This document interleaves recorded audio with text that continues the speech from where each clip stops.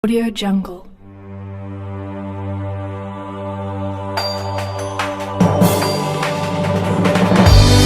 Assalamualaikum warahmatullahi wabarakatuh. Bagaimana kabarnya anak-anakku? Baik, alhamdulillah. Puasanya gimana? Adakah yang bolong? Alhamdulillah gak ada ya. Semoga puasa kalian lancar dan tidak ada bolong-bolongnya ya. Amin. Oke, materi hari ini Ibu akan menjelaskan indeks harga dan inflasi. Sebelum masuk pada materi, kalian udah baca doa? Oke, kita baca doa terlebih dahulu ya. Ibu pimpin berdoa, dimulai. Oke, selesai. Materi hari ini indeks harga dan inflasi ya.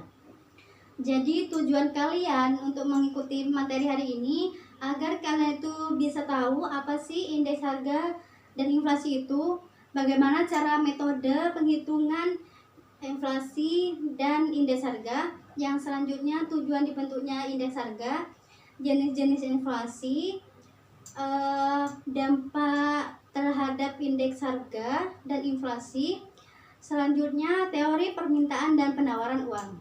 Oke. Jadi jika kalian memahami materi hari ini, kalian bisa contohnya bisa menghitung atau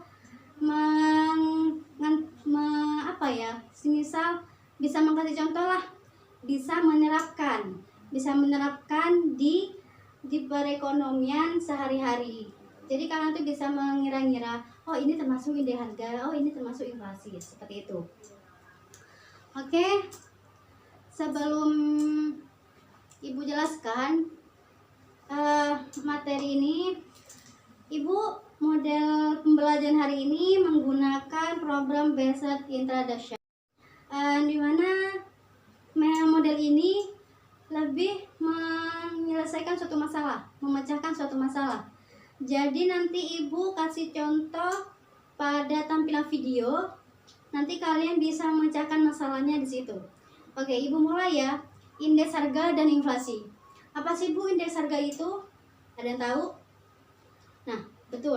Indeks harga di sini adalah perbandingan rata-rata pada tahun dasar atau pada tahun dasar tertentu.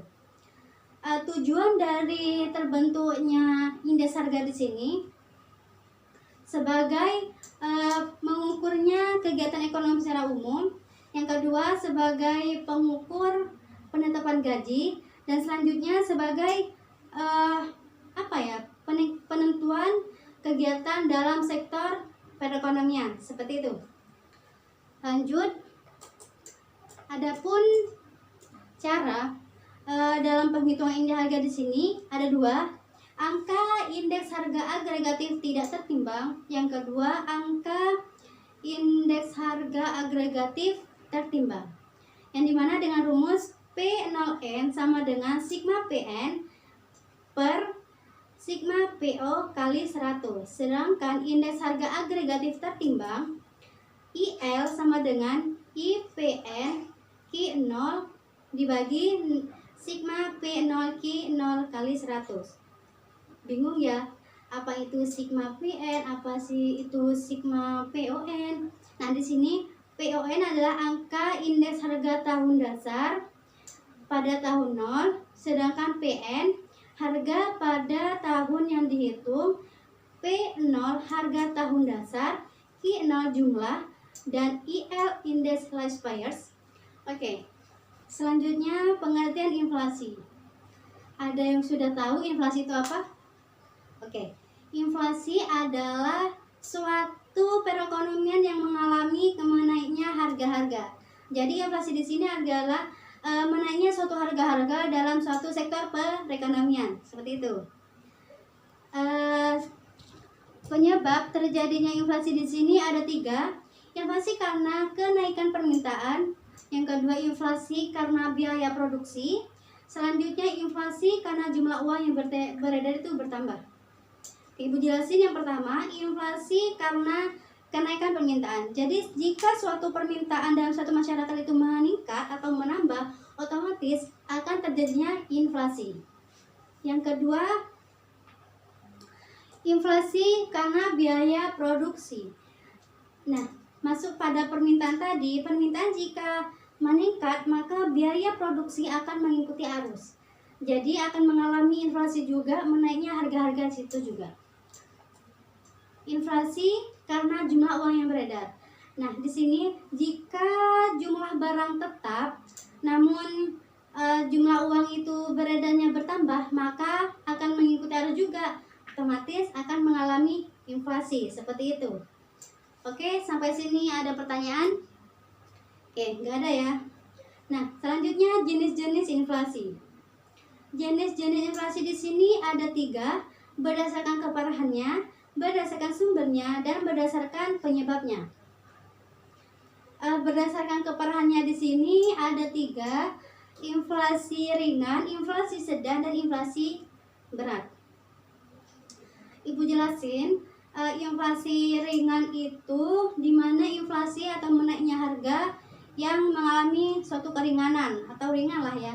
Jadi bisa disimpulkan dalam persentase 10% setahun.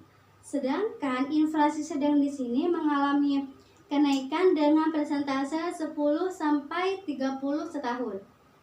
Sedangkan yang inflasi berat yang dimana mengalami kenaikan yang melambung tinggi dengan persentase 30 sampai 100% setahunnya. Itu berdasarkan sumbernya. Jadi berdasarkan sumber di sini ada 2, dari luar negeri dan dari dalam negeri. Jadi bertambahnya suatu pertumbuhan jumlah uang yang beredar, maka akan juga melebihi permintaan akan uang, seperti itu.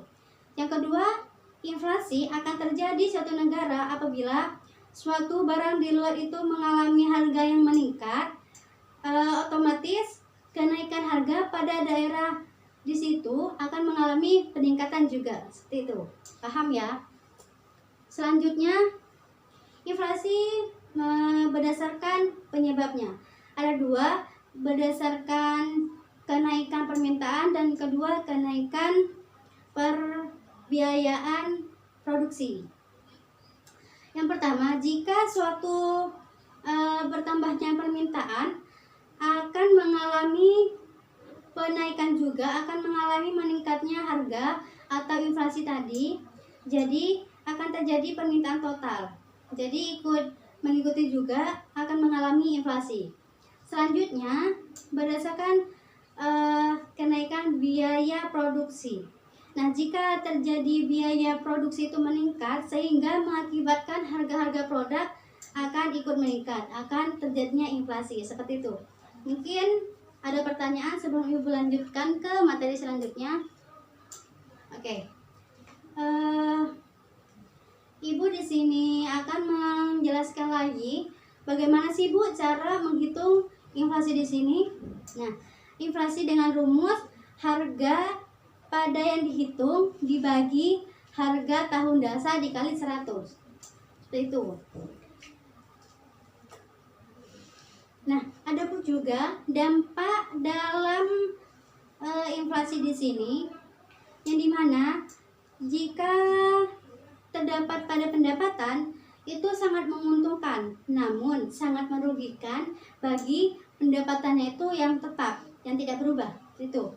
Yang kedua, harga ekspor semakin tinggi, semakin meningkat, namun tidak ada daya saing di luar sana. Selanjutnya, peminat untuk penabung itu berkurang karena jumlah bunga berkurang dengan adanya inflasi. Ya, silahkan, mungkin ada pertanyaan. Oh ya, betul. Bagaimana sih Bu cara mengendalikan inflasi agar tidak terjadi seperti itu? Oke. Cara mengendalikan inflasi di sini ada 2 kebijakan. Yang pertama kebijakan moneter dan kebijakan fiskal. Nah, kebijakan moneter di sini yang dimana untuk mengurangi jumlah uang yang beredar di masyarakat. Yang dimana dengan yang pertama kebijakan pendapatan persediaan kas, yang kedua kebijakan diskonto, yang selanjutnya operasi pasar terbuka. Nah, itu apa?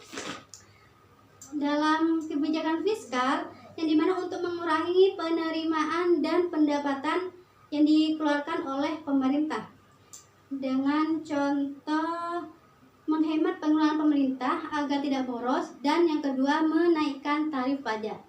Oke, sampai sini paham ya? Nah, selanjutnya adapun permintaan dan penawaran uang. Permintaan uang di sini adalah jumlah unit moneter yang ingin dipegang sebagai harta tunai. Sedangkan penawaran di sini adalah jumlah uang yang tersedia dalam suatu perekonomian. Namun tugasnya ini adalah Bank Indonesia yang menjalankan. Apakah ada, Bu, faktor untuk mempengaruhi permintaan uang? Ada 3. Kebutuhan bertransaksi, berjaga-jaga, dan spekulasi. Selanjutnya, faktor yang mempengaruhi penawaran uang ada tingkat bunga, tingkat inflasi, tingkat produksi, dan pendapatan nasional. Dan selanjutnya nilai tukar rupiah. Oke, mungkin sampai akhir ini Ibu sudah jelaskan dari awal sampai akhir. Mungkin ada pertanyaan lagi sebelum Ibu mengasih tugas buat kalian. Oke, tidak ada ya. Oke, Ibu kasih tugas. Kalian sekarang mulai berhitung dari 1 sampai 5. Jadi 1, 2, 3, 4, 5. Nah, selanjutnya 1, 2, 3, 4, 5. Seperti itu. Jadi yang nomor 1 itu kelompok 1, dan yang kedua kelompok 2, dan ketiga kelompok 3, dan seterusnya. Oke, sampai sini paham ya? Oke. Kalian membentuk kelompok sudah. Terus Ibu akan menampilkan suatu video cuplikan beberapa detik. Jadi kalian itu mencari masalahnya dan bagaimana cara mengatasi masalahnya itu menurut pendapat kalian. Jadi itu harus kerjasama satu tim ya, tidak boleh ada yang saling tidak kerja dan lain-lain. Oke. Nanti setelah kalian sudah mengerjakan tugas dari Ibu, perwakilan silahkan maju ke depan untuk memaparkan hasil diskusinya. Terus kelompok lain bisa menyanggah atau memberi pernyataan dalam kelompok pertama atau kelompok yang maju. Gitu. Oke, paham ya? Di sini Ibu mempunyai video, silahkan disimak.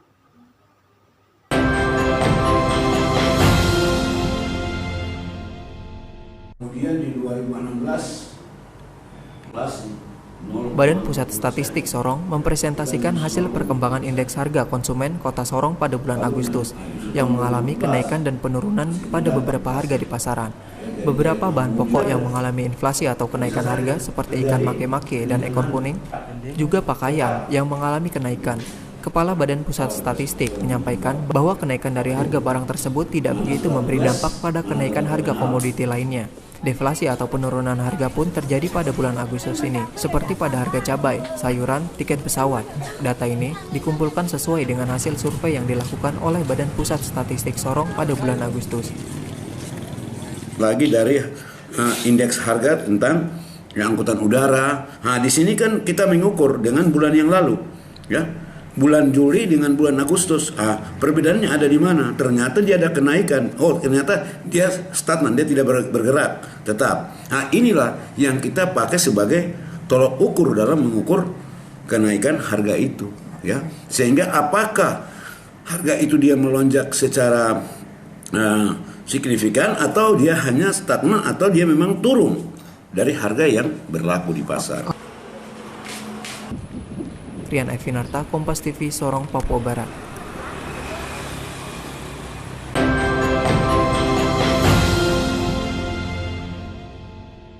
Oke, bagaimana? Sudah disimak videonya ya? Nah, silakan buat kelompok pertama maju ke depan memaparkan hasil diskusinya. Silakan.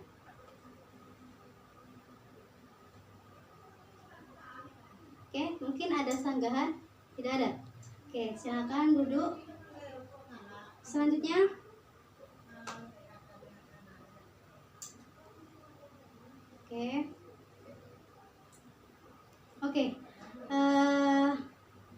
tidak ada sanggahan lagi ya. Selesai ya. Terima kasih buat partisipasinya. Jadi buat kesimpulan video tadi, bahwa terjadinya suatu indeks harga pada bulan Agustus yang mengalami kenaikan pada barang-barang sembako seperti cabai, pakaian, dan lain-lain. Jadi itu mengalami kenaikan, indeks harganya itu tidak signifikan antara bulan lalu dengan bulan sekarang. Betul. Jadi kalian sudah tahu ya indeks harga dan inflasi itu seperti apa? Oke. Ibu meminta satu perwakilan untuk memberikan kesimpulan tadi yang Ibu jelaskan, dari pengertian sampai permintaan dan penawaran dalam indeks harga dan inflasi. Silakan. Oke. Ya, betul. Terima kasih buat yang udah menyimpulkan tadi. Nah, Ibu tambahkan sedikit. Tadi temannya sudah menjelaskan indeks harga dan inflasi itu, indeks harga di mana perbandingan, sedangkan inflasi itu nilainya satu harga. Jadi dengan adanya indeks harga dan inflasi di sini dapat mengukur tolak perdagangan dalam sektor perekonomian seperti itu. Mungkin hanya ini yang Ibu sampaikan. Selebihnya mohon maaf. Wassalamualaikum warahmatullahi wabarakatuh.